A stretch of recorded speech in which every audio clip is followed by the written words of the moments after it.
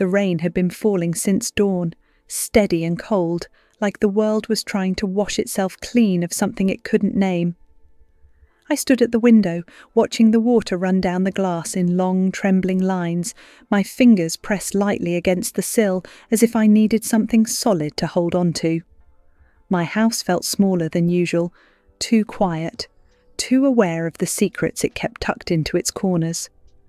My name is Eleanor Hale, and for 36 years I've been told that I am strong, that I am resilient, that I survive anything.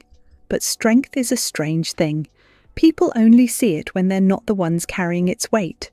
That morning, the weight felt unbearable. I woke up before the alarm, heart pounding against my ribs like it was trying to escape. Today wasn't supposed to be different, not according to the calendar, not according to anyone else. But something inside me knew it was. Something had been wrong for months, hiding under smiles, under tired laughter, under the way my husband kissed my forehead but never my lips. Daniel had been distant long before the storms began. Once, he used to wake me with warm coffee and soft jokes about how I hogged the blankets. Now, he left the house early and returned late, smelling like unfamiliar perfume and a life I wasn't invited into. I told myself it was stress. That's what wives do. We stitch excuses together until the truth bursts through the seams. It happened slowly at first. Missed dinners, cancelled plans. His phone always face down, locked, protected. His eyes never meeting mine for more than a second. And then there was my daughter, Lily, 16 years old and drifting away from me faster than I could reach for her. A brilliant kid, too smart for her own good, but fragile in ways she refused to admit. She used to tell me everything, who she liked, who she hated, what she dreamed of becoming. Now she rushed past me every morning, earbuds in, face blank, avoiding the world like it hurt to look at it. I didn't blame her. She'd inherited more from me than just my eyes. The silence between the three of us had grown thick, like fog in an abandoned field. We lived together, but every day felt like walking through a house of mirrors where no reflection ever aligned. Still, I kept hoping for small miracles. A returned smile, a reached for hand, a moment where we felt like a family again. But miracles have a way of showing up only after everything falls apart. The first fracture came 2 weeks ago, on a night I will never forget. I was cleaning the kitchen, humming to fill the emptiness, when Daniel's phone buzzed on the counter. He was in the shower. I didn't mean to look. I swear I didn't. But the notification, just a name, made my breath freeze. Marissa. I stared at it like the letters were alive, crawling toward me, wrapping around my throat. He had mentioned her once casually, like she was irrelevant, a co-worker, a new designer. She's barely out. Of college, he had said. Just a kid. But kids don't send late-night messages to married men unless something is very, very wrong. I opened the phone. My hands shook so badly I nearly dropped it. I knew the passcode, his birthday. The irony burned. Their messages weren't graphic. They were worse, tender, familiar, the kind of words lovers whisper when they think the world will never hear them. I sank to the floor, the tile cold under my knees, my heart numb in my chest. I didn't cry. Not then. Pain like that is too sharp for tears. When Daniel came out of the shower, he found me sitting there with his phone in my hand. He froze. His eyes widened. For a moment, the truth hung between us like smoke rising from a fire. Then he did what cowards always do. He lied. "It's not what it looks like," he said. I laughed, bitter and broken, because those words are always a confession in disguise. The shouting that followed cracked something inside me permanently. Lily heard everything from the hallway. I saw her shadow beneath the door, still and trembling. She didn't come out. She didn't comfort me. She didn't scream at him. She just stayed silent, like she'd already known. Maybe she had. Teenagers notice more than we think. After that night, Daniel slept on the couch. He still hasn't moved back into our room. My bed feels like a hollow place now, a reminder of things that used to be warm. I tried talking to him, tried asking why, tried begging him to tell me what I did wrong. He only shook his head, his eyes empty. "I don't know what I want," he said, but I knew what he wanted. Her.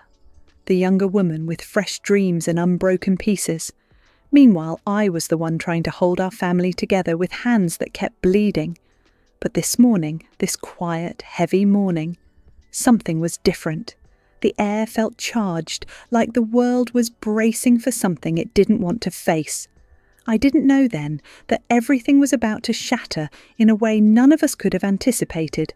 I didn't know the truth waiting for me would be darker than betrayal, deeper than heartbreak. I didn't know that by nightfall I'd uncover a secret that would change my life forever. And nothing, not even the storm outside, could prepare me for it.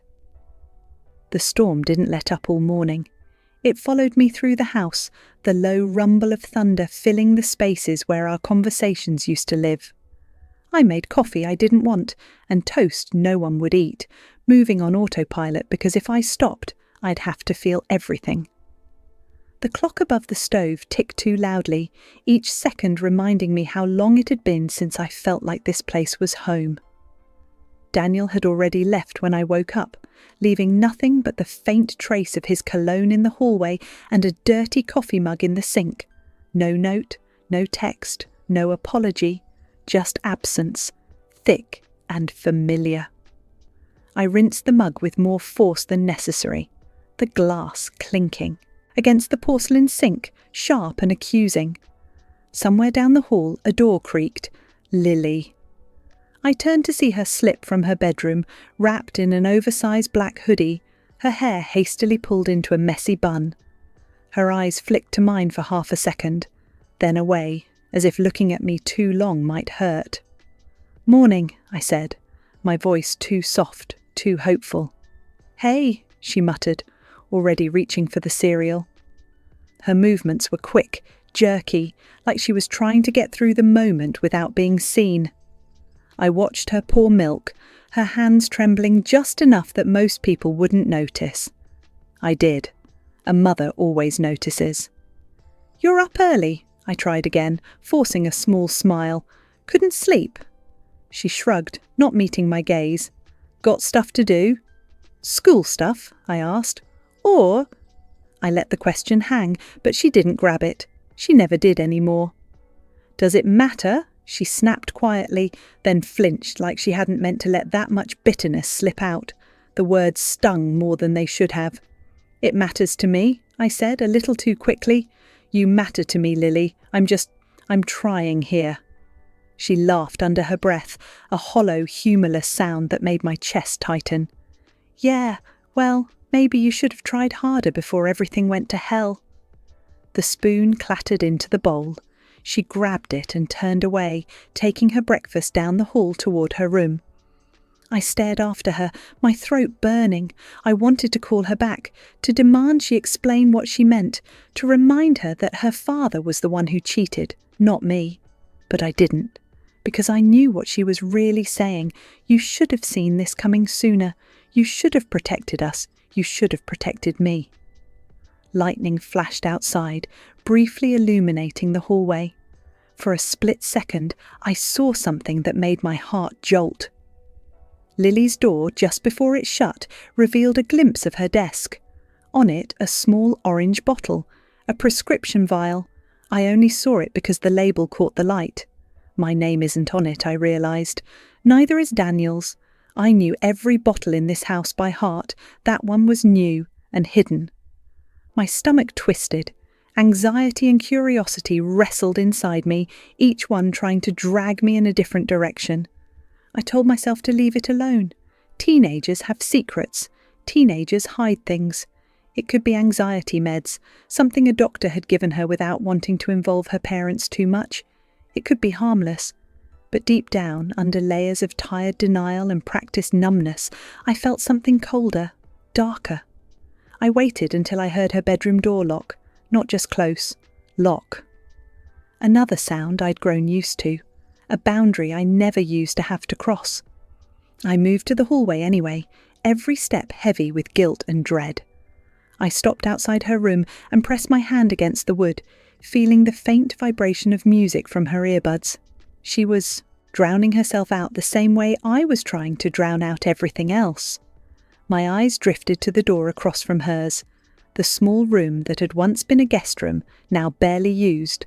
I opened it and stepped inside, needing somewhere else to breathe. Boxes sat stacked against the walls, some labelled, some not, relics of a life I kept promising I'd sought through when things calmed down. They never did. I sank onto the edge of the twin bed, my eyes unfocused, my brain replaying Lily's words on a loop.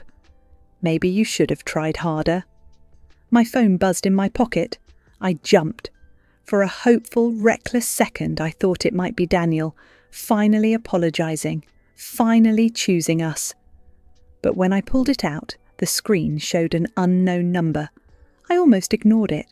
I almost put it back in my pocket and went on pretending that my life wasn't slowly unravelling one thread at a time.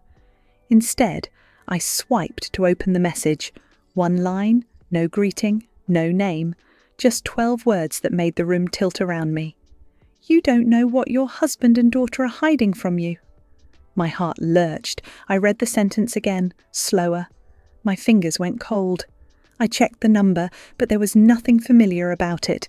No name attached, no previous conversation, just those words staring back at me like a warning carved into stone. I typed back before I could talk myself out of it. Who is this? My hands shook as I stared at the 3 small dots that appeared, disappeared, then appeared again. Finally, another message popped up. Someone who thinks you deserve the truth. I swallowed hard, my mouth suddenly dry. What truth? I replied. About what? The answer came faster this time, like they'd been waiting for me to ask. Check Lily's backpack and look under the floorboard in your bedroom closet, then decide if you still want to pretend you don't see what's right in front of you. I stood up so quickly the bed creaked. My pulse pounded in my ears. If this is some kind of sick joke, I typed, but stopped, deleted the words. Whoever it was, they knew my daughter's name. They knew my house, my closet, my floorboards. This wasn't a random scam. This was personal. The air felt different now, charged, dangerous. The storm outside seemed tame compared to the one building inside me. I didn't know who to be angrier at, the stranger on the other end of the phone, or the family I suddenly wasn't sure I knew at all. Slowly, I slipped my phone back into my pocket and stepped into the hallway. Lily's door was still locked. Daniel wouldn't be home for hours, which meant for once I was the only one who could decide what happened next, and I knew exactly where I had to go first. The hallway felt narrower as I walked toward my bedroom, like the walls were leaning in to listen. Every step sounded too loud. I kept waiting for Lily's door to open, for her to catch me sneaking around like some stranger in my own house. But her music stayed on, a dull thump through the wood, her world sealed off from mine.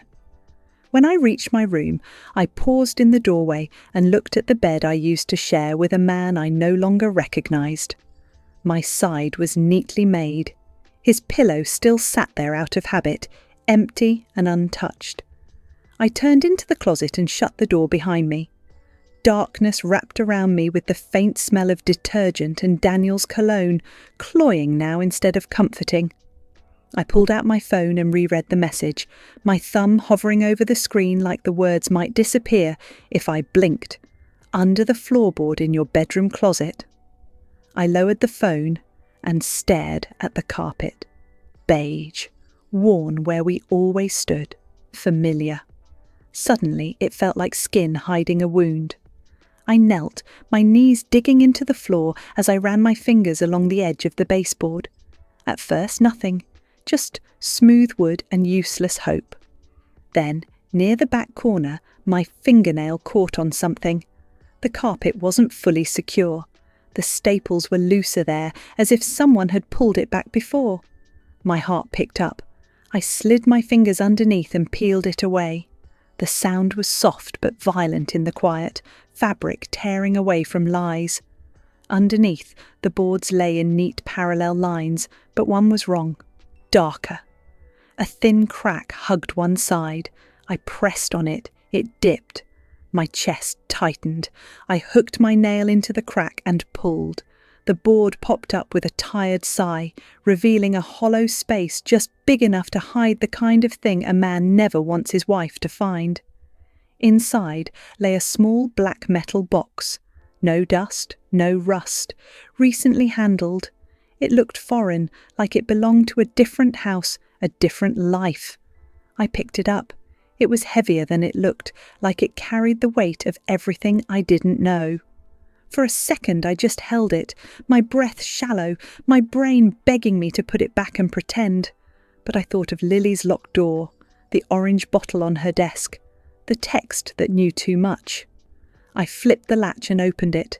The first thing I saw was money, stacks of bills bundled with rubber bands, thick, ugly proof that something was happening behind my back. Not the kind of cash you keep for emergencies, the kind you use when you don't want a bank to see you. I pushed the money aside with shaking fingers. Beneath it lay a slim black phone, no case, no scratches, another life in matte plastic. I held down the power button. The screen lit up. No passcode. The home screen was almost empty. No photos, barely any apps, just calls and messages. My thumb hovered, then tapped messages. One thread, no name, just a number. The most recent text sat at the bottom. "She's getting worse. We can't keep hiding this." Sent 3 days ago. My stomach clenched. Below it, from this phone, "Stay calm. We're almost done. Don't back out now."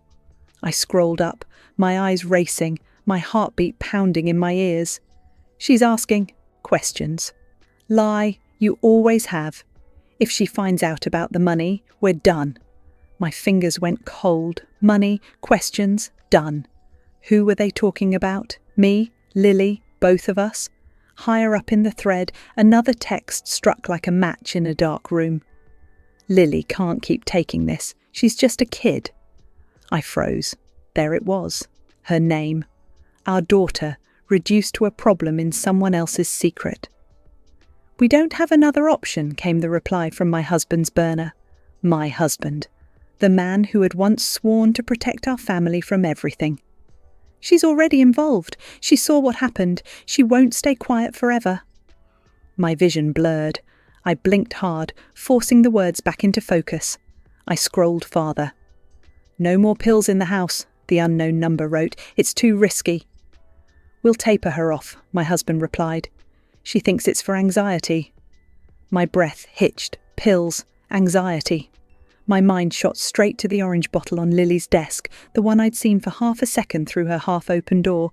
What was she taking? Who prescribed it? Why didn't I know?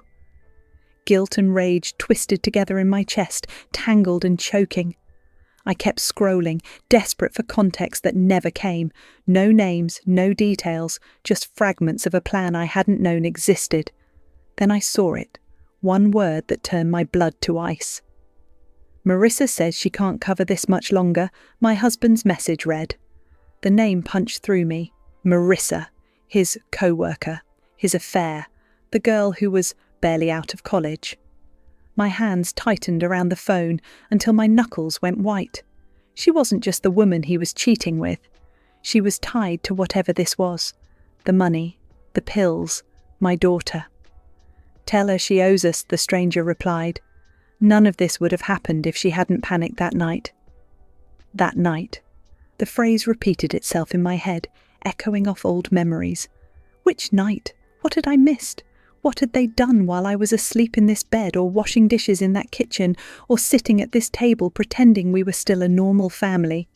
Near the top of the conversation, the oldest messages were shorter, sharper, edged with fresh fear. "It was supposed to be quick. You said no one would get hurt. We didn't have a choice. If she talks, we're all finished." My fingers went numb. Finished how? Legally? Financially? Physically? Every possibility made me sicker than the last. I wanted to scream, to tear the shirts from their hangers, to drag Daniel into this closet and shove the phone in his face until he stopped pretending. Instead, I just knelt there in the semi-darkness, the black box open in my lap, the storm outside rattling the windows while a stronger one tore through my chest. My own phone buzzed in my pocket. The vibration jolted me back into my body. I shoved the burner into the box and fumbled for my phone like someone might walk in and catch me stealing my own life. The screen showed a notification from the school. Reminder, parent-teacher conference today at 3 p.m, attendance encouraged. For a heartbeat, the absurd normalcy of it almost broke me. Parent-teacher conference, grades, attendance. While somewhere between this closet and my daughter's locked room sat a trail of secrets that could burn everything down. I closed my eyes and took a long, shaky breath. When I opened them again, something inside me had shifted. I wasn't just hurt now. I was angry at Daniel, at Marissa, at whoever was sending those texts. And maybe, quietly, at myself for believing that if I ignored the cracks long enough, the foundation would somehow fix itself. I put the money and the phone back into the box, closed the lid, and lowered it into the hollow. Every instinct screamed to keep it with me, to clutch it like evidence in a trial that hadn't started yet. But the stranger's words echoed in my mind. Check Lily's backpack.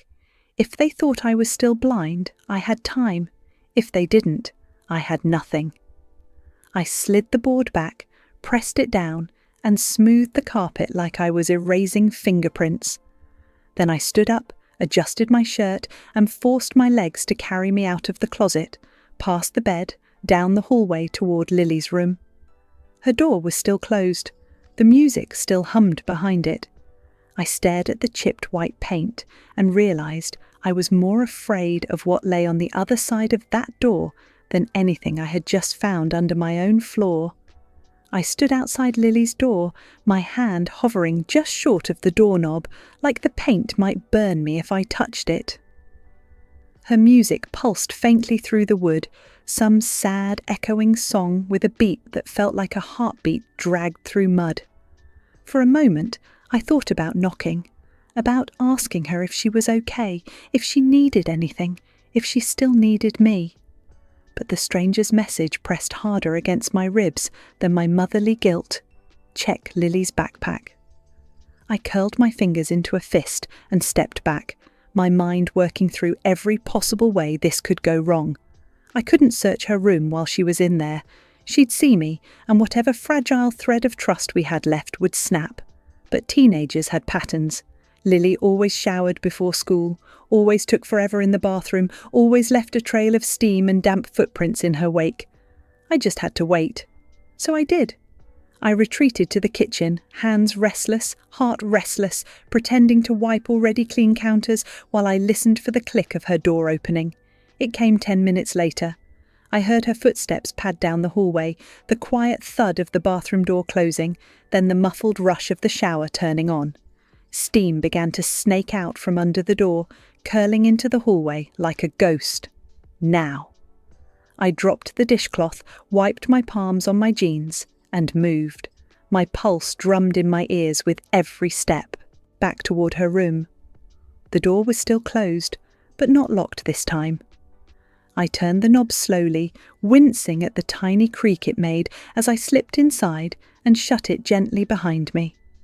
Her room smelled like vanilla and something chemical, like nail polish or Sharpie ink. The curtains were half drawn, letting in an anemic grey light from the storm outside. Clothes were scattered across the floor in organised chaos, textbooks stacked in uneven towers on the desk, and in the corner, her backpack slouched like it had given up trying to stand. I stared at it for a beat, aware of how deeply wrong this felt. This was my daughter's space, her sanctuary. Every parenting article I'd ever read warned against snooping, said it would destroy trust, said it would push kids further away. But none of those articles had prepared me for anonymous texts about floorboards and pills and burner phones tied to my husband's secret life. I walked over to the backpack and knelt beside it, my knees pressing into the soft rug she'd picked out herself last year. The zipper was closed, but not all the way. I took a breath and pulled it open. The first thing I saw was exactly what I expected. Notebooks, a crumpled math worksheet, a half-empty bag of chips, normal teenage debris. I dug deeper. A cracked compact mirror, a sketchbook with dark, furious pencil strokes slashing across the pages, eyes without faces, hands reaching from shadows, a girl standing on the edge of something she couldn't see the bottom of. My chest tightened. I kept going, fingers brushing against pens, lip balm, a tangled wad of wired earbuds. Then I touched something smooth and plastic, tucked into a side pocket. I pulled it out. A pill bottle. Not the orange one from her desk. This one was smaller, clear, the label peeled off. No name, no dosage. Just a rattling sound as I turned it in my hand, like tiny bones clinking together. My breath hitched. I unscrewed the cap and poured a few into my palm. White tablets, scored down the middle, no easily visible branding. Not over the counter, not harmless. The room tilted slightly. "Oh God, Lily," I whispered, the words barely audible over the rain tapping against the window. I put them back, my fingers trembling so badly I almost spilled them. As I slipped the bottle into my pocket, something caught my eye. A hidden zipper along the back panel of the backpack, almost invisible against the fabric. I tugged it open. Inside was a folded piece of paper and something hard and rectangular. The paper was soft from being opened and closed too many times. The hard thing was another phone, smaller, cheaper, the kind people use when they don't want to be found. My heart kicked into overdrive. First Daniel, now Lily. 2 secret phones in one house that was supposed to be built on trust and love and all the other lies people put in wedding vows. I unfolded the paper with clumsy fingers. It was a printed email, the ink slightly smudged. No caller ID at the year's top, no sender name, just a string of letters and numbers that meant nothing to me. The subject line was one word: warning. My eyes darted down to the message. If you don't keep quiet about what you saw, your mum will pay the price. Stay in line. Take what they give you. Do as you're told. This is bigger than you, Lily. The room went silent. I couldn't even hear the shower anymore. All I heard was the sound of my own breathing and the frantic drum of my heart trying to force oxygen through the panic. What you saw. The phrase snagged on every jagged edge inside me. My daughter had seen something serious enough for someone to threaten her, serious enough that my husband was hiding money and burner phones and talking about pills, and that night with the woman he was cheating on me with. I blinked back the hot sting of tears and picked up the second phone. No lock screen, no wallpaper, just a black background and a list of messages under the name unknown. I tapped the thread open and skimmed. Did you take it today? You skipped yesterday. You can't stop, it's not safe. Do you want your mum to get hurt? My thumb froze on that last message. I swallowed hard, bile rising in my throat. Lily's replies were shorter, jagged, like they'd been typed with shaking hands. I don't want this. I feel sick. Please stop texting me. Leave my mum out of this. I pressed my lips together to keep from making a sound. Whoever this was had burrowed their way into my daughter's life, into her head, into her veins. They were using her love for me as a weapon, turning it into leverage. My free hand gripped the edge of the bed so tightly my knuckles ached. I scrolled further back, searching for a clue, a name, a date, anything that could explain what this was. A message from weeks ago stopped me cold. You weren't supposed to be at the intersection that night, the unknown sender wrote. You weren't supposed to see the car. You weren't supposed to see him. Him. A car. An intersection. My mind flashed to local headlines I barely skimmed weeks back. Something about a hit and run, a late-night accident, a teenager in critical condition. I hadn't read the details. Life had been too loud with my own problems. Guilt dug its claws into me. I didn't tell anyone, Lily had replied. I swear, I can't sleep. I see him every time I close my eyes. My body went cold. She'd witnessed something, an accident, a crime, something involving a car, a man, and my husband's sudden stash of money and burner phones. That's why you have to keep taking the meds, the unknown number had insisted. They'll help you forget, and as long as you cooperate, your mum stays safe. You don't want her hurt, do you? The room blurred around me. Forget. They wanted my daughter sedated, compliant, so she wouldn't talk, so she'd swallow pills instead of memories, so she'd stay quiet while grown-ups played dangerous games with money and lies and the bodies left in their wake. I shoved the phone and the note back into the hidden pocket, my hands moving on instinct. I zipped everything up, stuffed the backpack exactly the way I'd found it, then stood up on unsteady legs. I slipped out of the room just as the shower turned off down the hall. My body moved on reflex, heading back to the kitchen, grabbing the forgotten dishcloth, pretending I'd been there the whole time. A moment later, Lily padded down the hall, damp hair clinging to her neck, hoodie thrown back on like armour. She glanced at me, then away. But now, when I looked at her, I didn't just see teenage moodiness and anger. I saw fear. I saw exhaustion. I saw a girl carrying a secret that was never meant to be hers. And as she grabbed her backpack and slung it over one shoulder, I realised something else. Whatever this was, she was in the middle of it. And my husband, my cheating, lying husband, was too. The realisation sat in my chest like a stone I couldn't swallow, heavy and cold and impossible to ignore. Lily moved around the kitchen with that new nervous urgency she'd had for months, half here, half somewhere else in her head.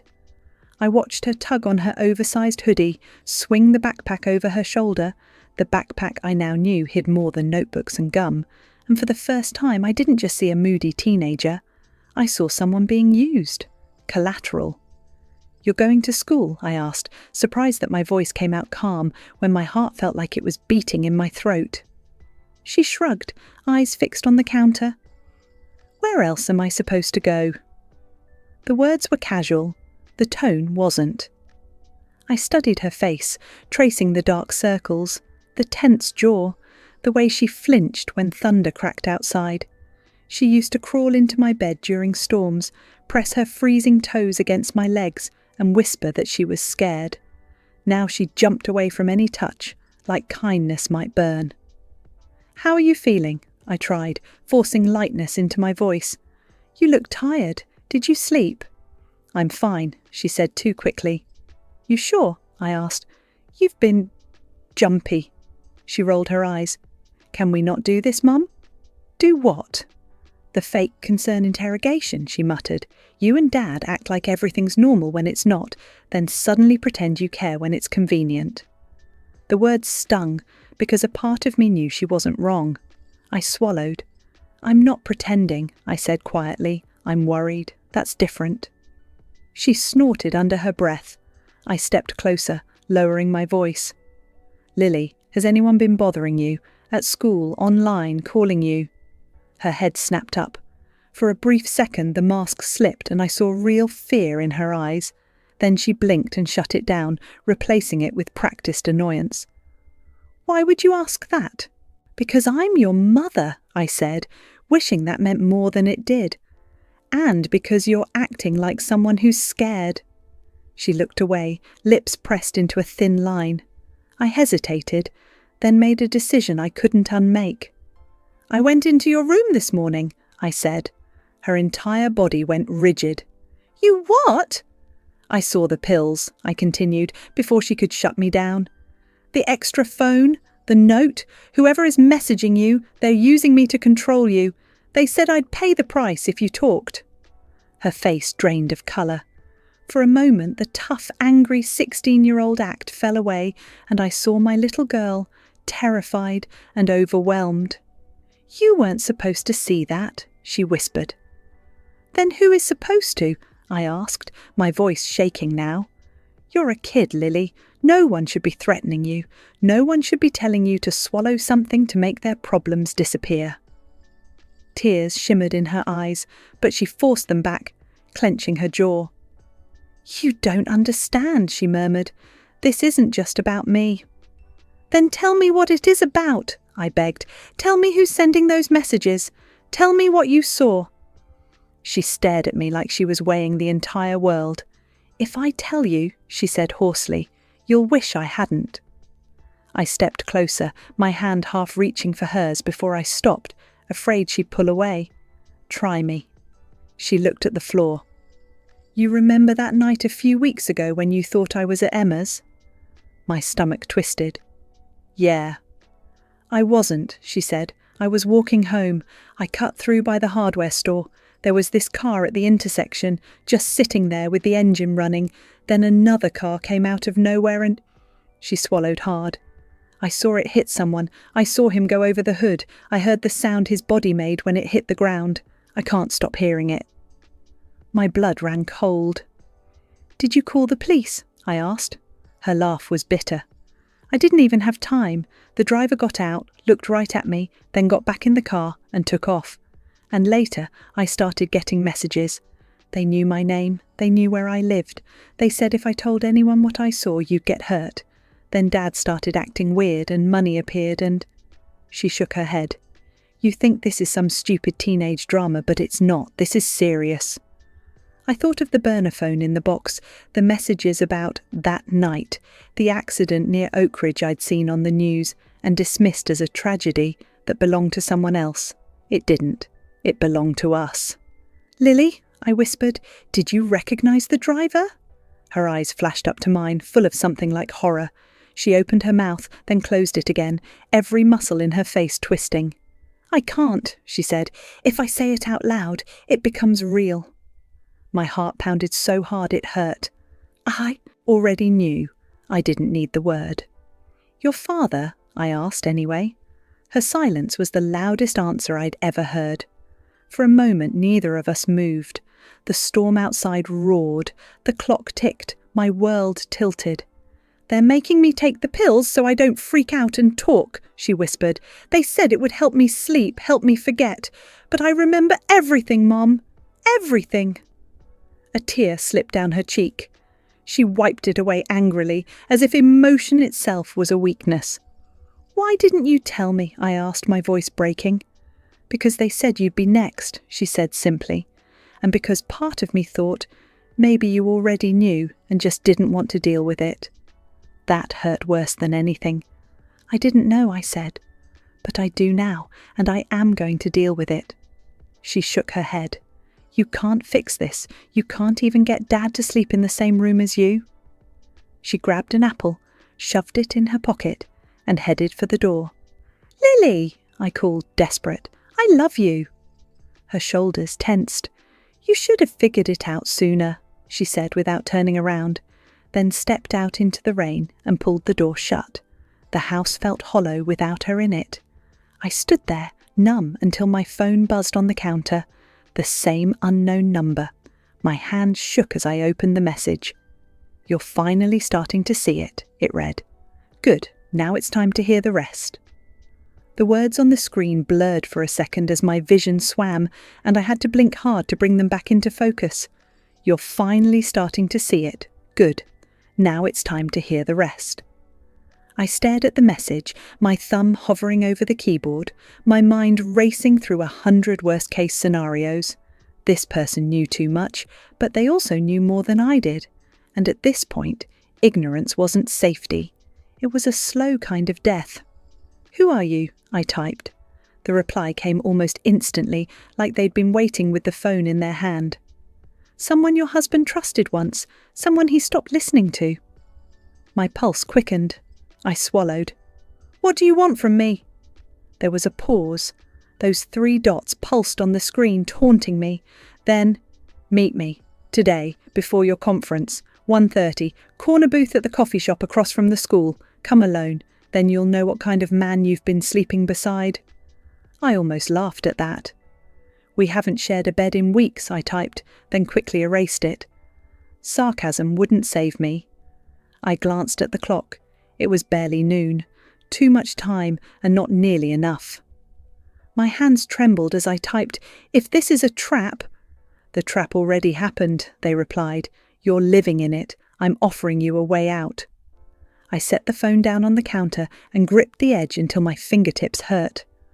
Outside, the rain had softened into a drizzle, but the sky was still heavy, low, threatening. My mind replayed everything at once. Lily's shaking voice as she described the accident, the burner phone in the floor, the hidden cash, the texts about pills, and that night, Marissa's name stitched between all of it like a blood-stained thread. I moved through the rest of the hour like a ghost, changing my clothes, brushing my hair, grabbing my keys. My reflection in the mirror looked older than yesterday, like the truth had carved new lines overnight.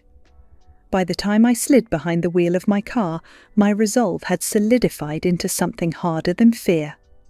I drove to the coffee shop on autopilot, every red light a fresh chance to turn around, every green one a small mercy. The shop was crowded with students' laptops, the low hum of espresso machines and quiet chatter. No one looked up when I walked in. No one saw the way my hands shook as I scanned the booths along the back wall. Then I saw her. She was younger than me, just like he'd said she was.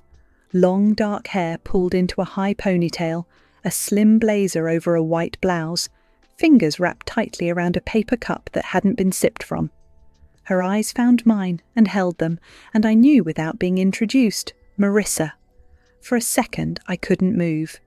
This was the woman I'd been imagining in my worst moments, the one with the easy laugh and firm skin, who got the version of my husband that still made effort. I'd pictured hating her, but the person sitting in front of me looked wrecked, pale, haunted. Guilt clung to her like smoke. I walked over and slid into the booth across from her. Up close, I could see the faint tremor in her hands. "You're Eleanor," she said quietly. There was no point denying it. "And you're Marissa," I replied. Her jaw tightened. "I didn't text you to talk about the affair," she said, "though I won't insult you by pretending it didn't happen." The bluntness hit harder than an apology would have. "Then why did you text me?" I asked. "Why now?" She glanced around, then leaned in. "Because Daniel is in deeper than he realizes," she said. "And he's dragging Lily down with him. I tried to fix it from the inside. It didn't work, so now I'm trying another way." My throat tightened. "Start from the beginning," I said. "No more fragments, no more half-truths. Tell me what happened that night." She sucked in a breath, as if bracing for impact. "We were at a work event," she began. "Daniel had too much to drink. I should have taken his keys. I didn't. That's on me. We left around midnight. It was raining. He was driving too fast. We were arguing. About you, actually." I clenched my jaw. She looked down at her cup. At the intersection near the hardware store, a man stepped off the curb. I don't know if he thought he had the light or just didn't see us. Daniel tried to stop, but it was too late. We hit him. Her voice cracked on the last word. Images flashed. Through my mind, a body against glass, a scream swallowed by rain, my husband's hands on the wheel. "Was he killed?" I whispered. She shook her head. "No, but he might as well have been. He's been in a coma since. His name is Jason Clark, 22. His mother works at your daughter's school." The world lurched sideways. School, of course. "Lily saw," I said. It wasn't a question. "Yeah," Marissa replied. "We didn't know at first. We panicked and drove off. It was stupid and cowardly, and I've thought about turning myself in every day since, but Daniel had other ideas. He said we'd fix it, quietly. His firm handled the Clark family's loan. He paid off some of their debt, slipped money to an intermediary who said he could make the investigation go away. That's where the cash came from. Quiet withdrawals, side deals, the burner phone." I felt sick. "And Lily?" I asked, hearing my voice sharpen. "How did she get pulled into this?" "Jason's mother mentioned that a student said they saw something that night," Marissa said. "A girl, your girl." Daniel freaked. He started getting texts from the same guy he'd paid off. The man wanted more money, leverage. He'd figured out who Lily was. Started sending her messages, threatening you if she talked. Told Daniel he'd take care of keeping her quiet. My stomach dropped. "The pills," I whispered. "Is he a doctor?" "Worse," Marissa said softly. "He knows people who don't ask questions. He got her something strong enough to fog her memory, told Daniel to make sure she took them, said it would look like anxiety meds if anyone found out." I felt like I might throw up right there in the booth. "Daniel gave our daughter drugs to keep her quiet about a crime he committed?" I asked, my voice shaking with rage. "He let some stranger threaten her, threaten me." "I told him it was wrong," she said desperately. "I told him to go to the police, to confess before it got worse. He wouldn't. He said he was protecting you, protecting Lily, protecting his career. He said you'd never forgive him if you knew what he'd done." I laughed then, a short, sharp, disbelieving sound that made a few heads turn. "He's right," I said. "I won't." Marissa flinched. "That's why I texted you," she added. "I found out he'd hidden money in the house. I knew about the floorboard, the phone. I knew the messages to Lily were getting uglier. I thought if I could force you to see it, you might do what he won't." "You want me to turn him in," I said. She nodded. "If he doesn't stop this, that man will die in a hospital bed and your daughter will drown in guilt and pills. You're the only one he still fears losing enough to shake him." Her words sank into me like ice water. For a moment, the noise of the coffee shop faded. I saw only two futures, the one where I did nothing and watched my daughter disappear into numbness and nightmares, and the one where I tore my family apart to drag the truth into daylight. One of them might save her, the other definitely wouldn't. "Do you have proof?" I asked, my voice quiet but steady. "Messages, bank transfers, anything." She nodded and slid a flash drive across the table. "Backing up that burner phone almost broke my hands," she said with a brittle smile. "Everything's on there. It's not enough to erase what I did, but it's a start." I stared at the drive for a heartbeat, then picked it up and closed my fingers around it. It felt small. It felt like a weapon. "You should come with me," I said. Her eyes widened. "Where?" "To the police," I replied. "If I walk in there alone, it looks like a bitter wife. If you walk in with me, it looks like a confession." She swallowed hard. For a moment, I thought she'd bolt. Then her shoulders dropped. "Okay," she whispered. "I'm tired of being the coward in the story." We left the coffee shop together, stepping out into the grey afternoon. The rain had finally stopped, but puddles shone on the pavement like mirrors, reflecting a sky that hadn't decided whether to clear or crack open again. As we crossed to my car, my phone buzzed one more time. A new message, same unknown number. "Be careful what you do next. Remember who still has your daughter's number." I read it, then looked up at the building across the street, the school where Lily was sitting in some classroom, pretending equations and essays mattered while her life was hanging by a thread, woven by adults who should have been protecting her. I typed back one sentence, my fingers steady now. "You don't scare me anymore." Then I turned to Marissa. "Let him be afraid for once," I said. We drove toward the police station as the clouds slowly began to thin, and for the first time in a long time, the fear in my chest was matched by something else. A hard, burning resolve that if my life had to burn down, I'd at least make sure my daughter walked out of the fire alive.